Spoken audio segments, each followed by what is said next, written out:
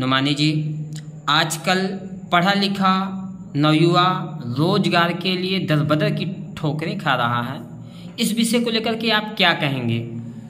जी, बेरोजगारी को लेकर के जिस तरीके से आपको जो एक बड़ा सवाल है, इसमें मैं ये कहना चाहता हूं कि अभी लगभग मुझे लगता है कि 3 या 4 दिन पहले ही की बात है कि भारतीय जनता पार्टी के ही सांसद वरुण गांधी ने पीलीभीत में पूरी जनता के सामने और मीडिया के सामने ललकार कर ये कह रहे थे कि इस देश में लगभग करोड़ों ऐसी नौकरियां हैं जो रिक्त हैं, खाली हैं हर एक विभाग में, लेकिन सरकार इसे भरने का कार्य नहीं कर रही है। तो एक बड़ा मुद्दा है, एक बड़ा सवाल है।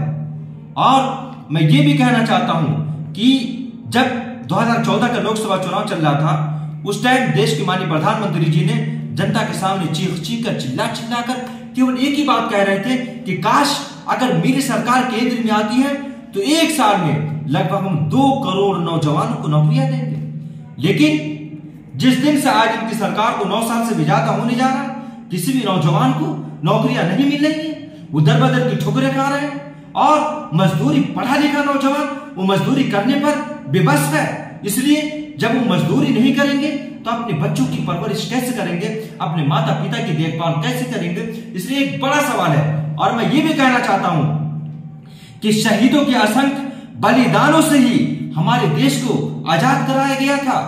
भगत सिंह जी ने एक सपना देखा था, एक ख्वाब देखा था कि इस देश में आजादी आने के बाद मेहनतकश किसान मजदूरों का राज होगा, हर किसी को रोटी, कपड़ा और मकान मिलेगा।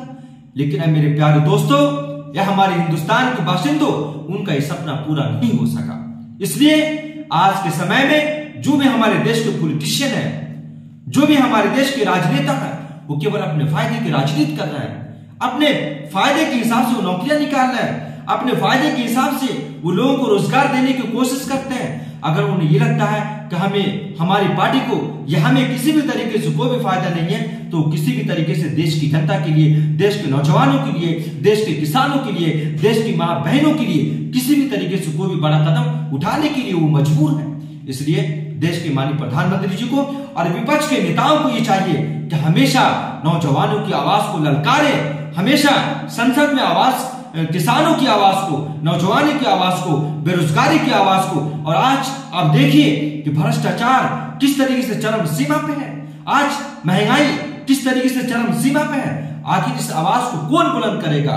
आखिर इन समस्याओं को कौन दूर करेगा? इन समस्याओं को दूर करने के लिए केवल केंद्र की सरकार है और स्टेट की सरकार है। लेकिन न तो स्टेट की सरकार सोच रही है और न ही केंद्र की सरकार सोच रही है कि महंगाई कैसे खत्म किया जाए। जो पढ़ा लिखा नौजवान उधर-बदर की ठोकरें खा रहा है, उसे रोजगार कैसे दिया जाए, इन सब मुद्दों पे किसी भी तरीके से बात नहीं हो रही। आप देखिए किस तरीके से संसद भवन में एक सांसद को गाली दे रहे हैं। जहां रोजगार की बात होनी चाहिए थी, जहां स्वास्थ्य की बात होनी चाहिए थी, जहां शिक्षा की बात होनी चाहिए थी, वहां बात नहीं हो रही है। वहां केवल धर्म की, जाति की बात हो रही है। इसलिए इन सब मुद्दों पे, अगर इन सब मुद्दों पे ही केवल बात होती रहेगी और रोजगार की, स्वास्थ्य की, शिक्षा की बात नहीं होगी, महंगाई की बात नहीं होगी, तो हमें ये लगता है कि आने वाले दिनों में, और देश की जनता को भी महसूस हो रहा है कि आने वाले दिनों में हमारा देश बहुत ही कमजोर होता चला जा रहा है। केवल चिल्लाने से या चीखने से ये बिल्कुल नहीं होगा कि हमारा देश बहुत ही तरक्की कर रहा है, हमारा देश बहुत ही बुलंदी पे जा रहा है। केवल कहने से, लंबी बातें करने से नहीं होगा। उसके लिए जमीन पर उतरना पड़ेगा, उसके लिए संघर्ष करना पड़ेगा, उस आवाज को बुलंद करना पड़ेगा। और आज बहुत ही अफसोस के साथ मुझे ये भी कहना पड़ रहा है कि विपक्ष के नेताओं ने अपनी आवाज को पूरे तौर पर उन्होंने बंद कर रखा है, इसलिए कि अगर हम बोलेंगे तो कहीं ऐसा ना हो कि मुझे जेल के सलाखों के पीछे भेज दिया जाए।